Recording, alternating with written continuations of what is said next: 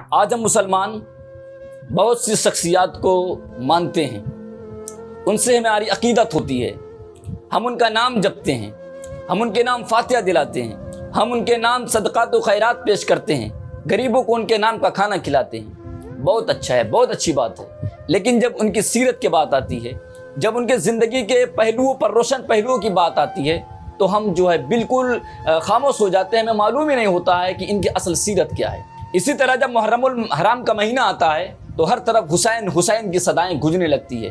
ہر جگہ جلسے ہونے لگتے ہیں، لیکن اصل یہ ہے کہ ہم امام حسین رضی اللہ تعالیٰ عنہ کی سیرت کے بارے میں بھی صحیح سے نہیں جانتے ہیں۔ ہم یہ بھی قاعدے سے نہیں بتا پائیں گے کہ امام حسین کی عمر شریف کتنی تھی جب وہ میدان جنگ میں گئے تھے یزیدیوں کے خلاف، جب وہ برسر پیکار تھے تو اس وقت امام حسین کی عمر شریف کتنی تھی۔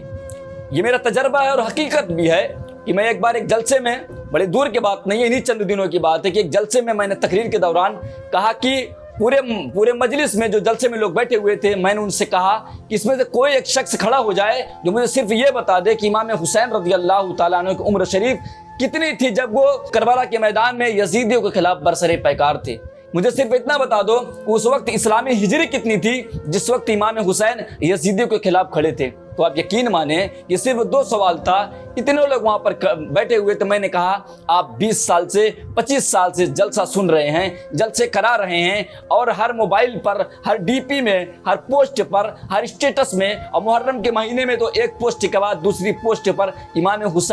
حسین کا نام لگا ہوا ہے، لیکن یہ افسوس، صد افسوس کے ساتھ کہنا پڑا کہ اس مجلس میں کوئی ایک بندہ نہیں کھڑا ہو کر یہ مجھے بتا پایا کہ امام حسین کی اس وقت عمر شریف کتنی تھی، اس وقت اسلامی ہجری کتنی تھی۔ ہمارے جہالت کا یہ عالم ہے، ہم صرف کسی شخصیت کو آج مانتے ہیں، جانتے نہیں ہیں۔ اصل حسینیت تو یہ ہے، اگر کسی ذات سے محبت کیا جائے، اگر کسی سے پیار کیا جائے تو ان کی ادائیں، ان کے چاہنے والے، ان کے ماننے والے ان کی اداؤں پر نظر رکھتے ہیں کہ محبوب کھاتا کیسے ہے،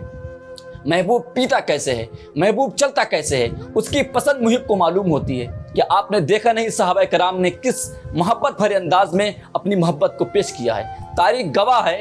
کہ ہمارے صحابہ نے، ہمارے پیارے صحابہ آقا صلی اللہ علیہ وسلم کے وہ جو جانثار تھے، محبت کرنے والے تھے، انہوں نے کیسی محبت پیش کی۔ صحابہ کرام تو فرماتے ہیں کہ ہم تو یہ بھی جانتے ہیں، ہم جس سے محبت کرتے ہیں، ہمارا جو محبوب ہے، ہم یہ بھی بتا سکتے ہیں کہ اس کے بال شریف میں کتنے بال پکے ہیں، ہم تو یہ بھی بتا سکتے ہیں کہ حضور پاک صلی اللہ تعالی وسلم محبوب عالم، ہم جن سے محبت کرتے ہیں، ان کی داڑھی شریف میں کتنے بال سفید تھے۔ کیا نظر تھی محب کی محبوب پر، یہ ہوتی ہے نظر۔ فرماتے ہیں کہ حضور کیسے چلتے تھے، حضور کیسے بیٹھتے تھے، لوگ یہ بھی بتایا کرتے تھے کہ حضور کی مانگ شریف کیسی ہے، ملی ہوئی ہے یا گھنی ہوئی ہے، ایک ایک ادا، حضور کے لب کیسے سے، حضور کے رخسار کیسے سے، حضور بال شریف کیسے جھاڑا کرتے تھے، حضور کیسے چلتے تھے، حضور کیسے کھانا کھاتے تھے، حضور کیسے نماز پڑھتے تھے۔ پوری تاریخ اٹھا کر آپ دیکھ لیجئے، کسی محبوب کے بارے میں محبین نے ایسا ذکر نہیں کیا ہے۔ محبوبوں کے بارے میں بڑے ذکر کیے گئے ہیں کہ میرا محبوب بڑا پیارا ہے،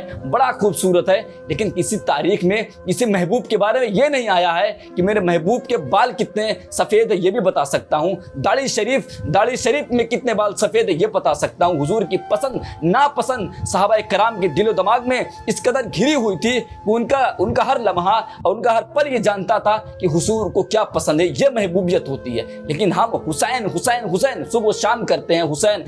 حسین کا لنگر کرتے ہیں، فاتحہ کرتے ہیں، لیکن امام حسین کی سیرت کے بارے میں ہمیں نہیں معلوم ہوتا ہے۔ ہم سوچتے ہیں کہ امام حسین کی پہچان صرف کربلا کے میدان تک ہے۔ کربلا کی میدان تو ان کی عظیم شہادت ہے ہی ہے، ان کی عظیم پہچان ہے ہی ہے، لیکن امام حسین کا بیک گراؤنڈ، امام حسین کی سیرت، امام حسین کی عاجزی، غریبوں سے پیار، قلاص و مفلسوں کی خدمت گزاری امام حسین نے جو پیش کی ہے، جب تک یہ چیز آپ کے اندر نہیں آئے گی تب تک آپ سچے حسینی نہیں بن سکتے۔ امام حسین کی سیرت کا ہر لمحہ، ہر دن ہمارے لیے نصیحت آمیز ہے۔ امام حسین رضی اللہ تعالیٰ عنہ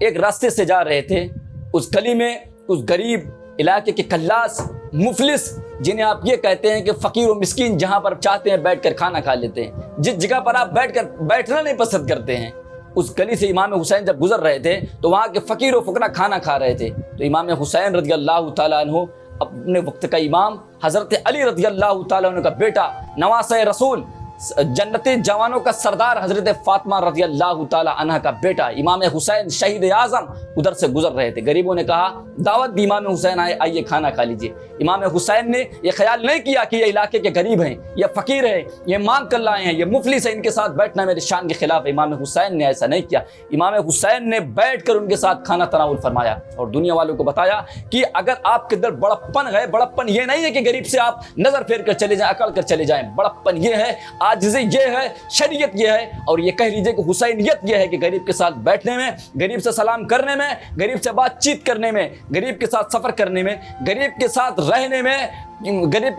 में तुम्हें शर्मवार नहीं आनी चाहिए, क्योंकि गरीबों के साथ बैठना, उनकी दिलजोई करना, उनकी बराबरी में चलना, ये इमाम हुसैन की सुन्नत है। इमाम हुसैन की जिंदगी का ये पहलू देखें और हम खुद पर गौर करें, जो खुद को हुसैनी कहते हैं, खुद को हैदरी कहते हैं, खुद को हजरत फातिमा रज़ी अल्लाह ताला अन्हा का गुलाम और फकीर कहते हैं। हमारी हालत क्या है?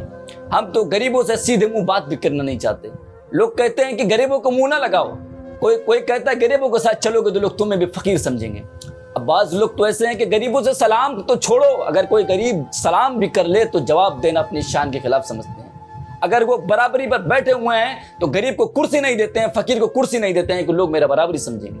अरे नादानो, दौलत का आना, बड़े मकान का होना, बड़ी गाड़ी का होना, ये असल दौलतमंदी नहीं है, ये बड़प्पन नहीं है। बड़प्पन वो है, शान वो है, शरीयत पर चलना वो है, बल्कि ये कह लीजिए हुसैनियत वो है जो इमाम हुसैन ने पूरी दुनिया को करके दिखाया है, और वही हमें करना चाहिए अगर हम सच्चे हुसैनी हैं। अब फिर हम अपनी बात की तरफ आते हैं कि हम इमाम हुसैन को सिर्फ करबला तक जानते हैं। इमाम हुसैन की उम्र शरीफ क्या थी, किस हिजरी में गए, ये भी हमें मालूम नहीं है। वो जंग की वजह क्या थी, सामने यजीद था, वो मुसलमान था कि काफिर था, जो लोग जानते हैं इल्ला माशाल्लाह उनकी बात छोड़ दो, अक्सरियत की बात कर रहा हूँ, उनको ये भी कायदे से नहीं मालूम है कि जंग की वजह क्या थी। इमाम हुसैन कुफ्फार के खिलाफ लड़ने गए थे या फिस्को फुजूर के खिलाफ लड़ने गए थे? इमाम हुसैन गए थे शराब के खिलाफ लड़ने, सूद के खिलाफ लड़ने, बुराई के खिलाफ लड़ने, जुल्म के खिलाफ लड़ने। और आप जान लीजिए कि इमाम हुसैन रज़ी अल्लाह ताला अन्हु जब गए थे उस वक्त इमाम हुसैन रज़ी अल्लाह ताला अन्हु की उम्र शरीफ 56 साल 5 महीना 5 दिन थी,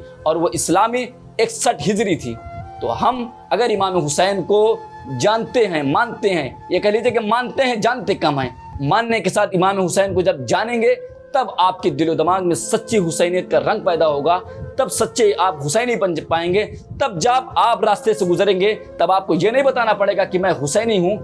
आपका किरदार बताएगा, आपका अंदाज बताएगा, आपकी गुफ्तगू बताएगी कि आप सच्चे हुसैनी हैं। जुबां पर तेरे नारा है हुसैनी हूँ, हुसैनी हूँ, जुबां पर तेरे नारा है हुसैनी हूँ, हुसैनी हूँ, मगर किरदार में तेरे यजीदी रंग गालिब है। अल्लाहु अकबर, अल्लाह